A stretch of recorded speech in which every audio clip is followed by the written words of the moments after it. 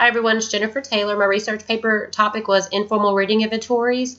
For the purpose of my research paper, I reviewed 8 different reading inventories to determine what each inventory covered, what each inventory measured. And I've compiled this PowerPoint because it's a lot of information and I figured it would be easier to present it to you this way. So we'll begin and I will shut off the video now. When we start talking about assessing student learning, most people think of high-stakes testing. And with high-stakes testing, it's assessment of learning.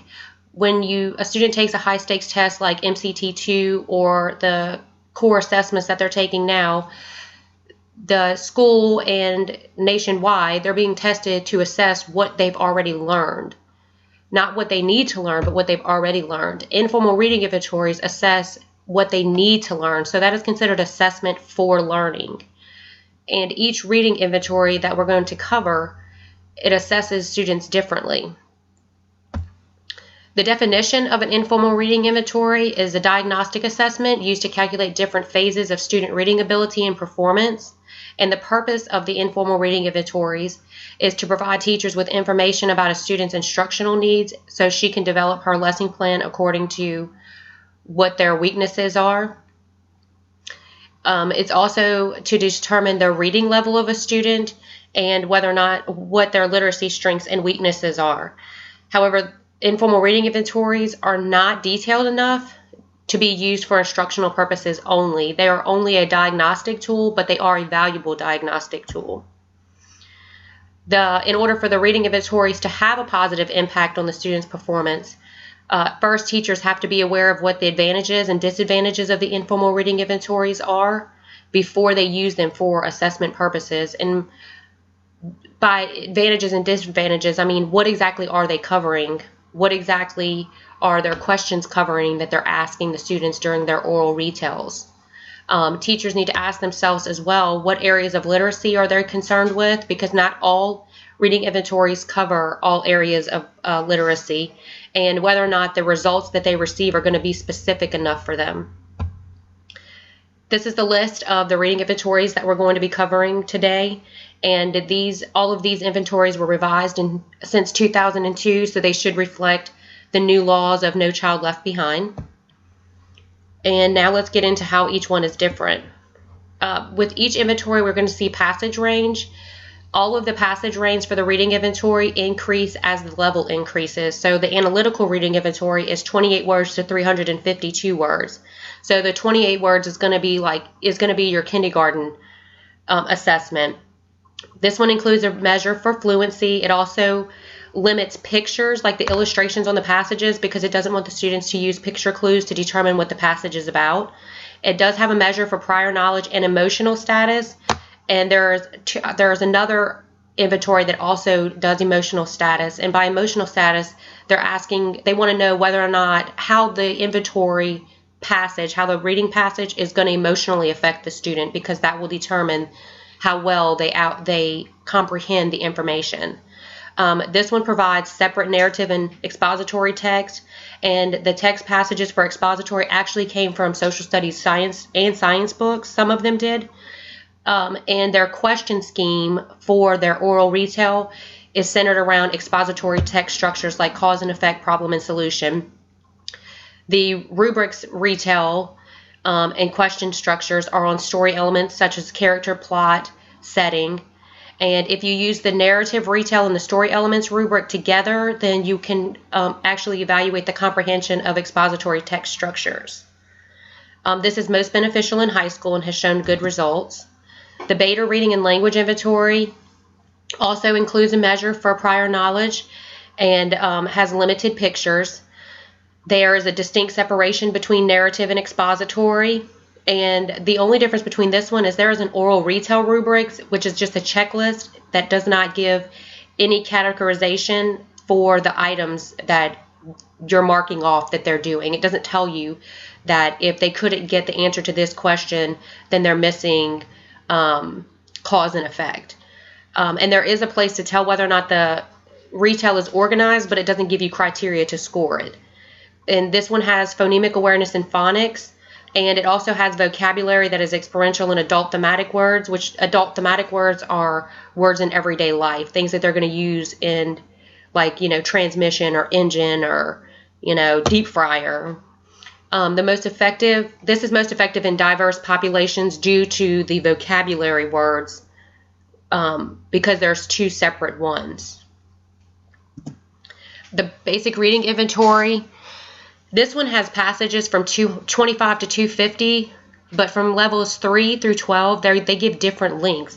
Like in the kindergarten is the 25 words, but there's also a 50-word passage length for kindergarten as well. The developers of this, they only have illustrations in lower levels.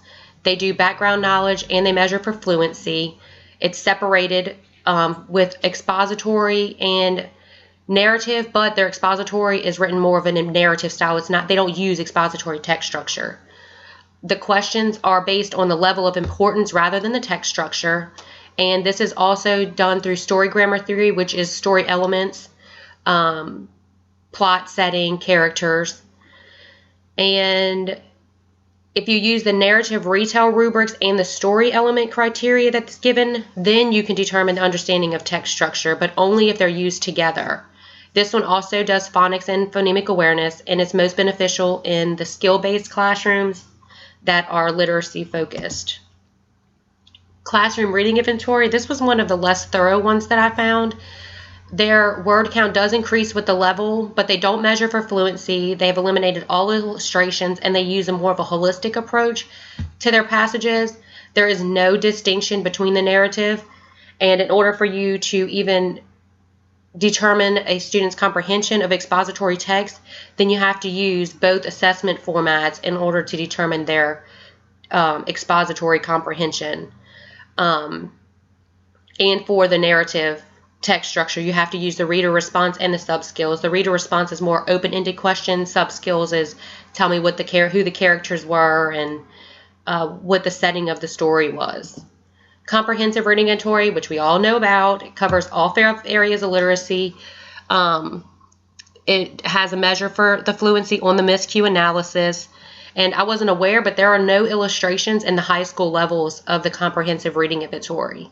There are it does give a distinction between the two, and their rubrics for narrative is story elements, and comprehension is on comprehension, expository text structure. They have to be able to tell cause and effect or problem and solution. There's a Spanish version, and this is one of the few comprehensive reading inventories that actually has a Spanish version, and because of that, it's the most beneficial in the diverse classrooms and whenever all 5 areas are needed, because it's a one inventory for everything. The informal reading inventory has a measure for fluency, emotional status. They have eliminated illustrations as well. There is no distinction between expository or narrative. Their questioning is level of importance or the story elements. But again, you have to use both the reader response and the sub-skills assessment in order to assess understanding of either text structure. And this again is for literature-based literacy programs that aren't focused on whether or not they can determine expository text structures. The qualitative reading inventory is probably one of the most thorough ones that I found, and according to the developers, you can use this for gifted students as well. And it's because of the multitude of passage links. They have 44 to 786 for pre-primer to middle school, and then 354 to 1224 for high school levels. And for each one of those levels, there are 2 separate reading passages, 2 separate links per level. Their reading passages for expository also came from science and social studies books. It measures for both fluency and prior knowledge, and their prior knowledge is calculated into their final scoring when you do the when you're evaluating your score, like doing your formative report and your summative assessment on them. You can get their passages with or without illustrations, and their narrative questions are story elements. Expository is level of importance as far as when they're examining comprehension skills. There is a separate assessment form for both narrative and expository, which allows the assessor to evaluate the student separately. But the one difference in this process is that they have a think aloud option, which is open-ended questions if you want your student to be, if you want to measure the comprehension of your student at a higher thinking. So this is most effective and has shown astronomical results in middle school and high school, but the evaluator must know the student. You must have a really good knowledge of your students' learning abilities, their learning styles prior to evaluating them, and you have to have extensive knowledge of reading. So it's best if this one is done teacher and student rather than student and evaluator. The critical reading, also, they have with or without. There's a clear distinction between the text passages.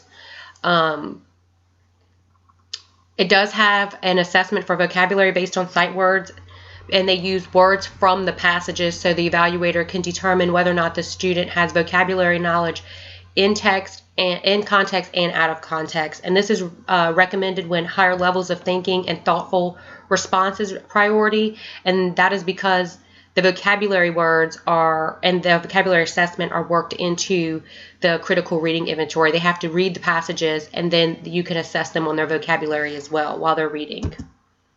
So what does all this mean? Informal reading inventories are not all the same, but all informal reading inventories available have a specific purpose for their specific assessment process. Some reading inventories' purpose is to assess student comprehension based on text structures, while others assess students based on story elements or the level of importance. Some measure for fluency and take into effect their prior knowledge or emotional status or any background knowledge that they may already have. And some inventories have a variety of text to choose from, while others have less. They're less of a variety, and this is it, and that's all you get. So where do you begin when you want to choose a reading inventory? Felipe, Hollins, McCarthy, and Sweeney, they developed a checklist that teachers can use prior to selecting an inventory. And on the next slide, here is the checklist. I'm also going to attach the PDF to the discussion board. But if you look at here on steps 2, it says to review the content, which is probably one of the most important things. Before you select an inventory, you need to look over that inventory and be sure that the questions that they ask are going to be suitable for your student. You don't want to have a bunch of wordy questions if your student needs things to be more specific. So definitely review the content first. It gives you questions about the passage, like what are the sources of the passages? Are they written for the informal reading inventory, or were they from actually published children's books? Like some of them are expository text, came from social studies and science books. So in conclusion, even with all the differences, you have to take into consideration the 3 purposes. And all reading inventories, regardless of what they measure, have these 3 purposes. And that is to help teachers assess student strengths and weaknesses in literacy. They track student achievement over time because you're able to do post-assessments and pre-assessments and post-assessments. And they help teachers make informed decisions about the instructional needs of each student.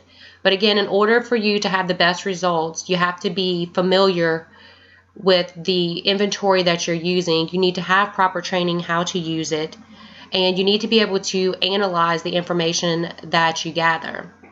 So here's my works cited page and all of the resources that I used in order to do my research paper. There are a lot of amazing articles on here, especially Nielsen and Filippo, Holland, McCarthy, and Sweeney. I would definitely recommend reading those articles, and I hope you enjoyed my PowerPoint, and have a good day.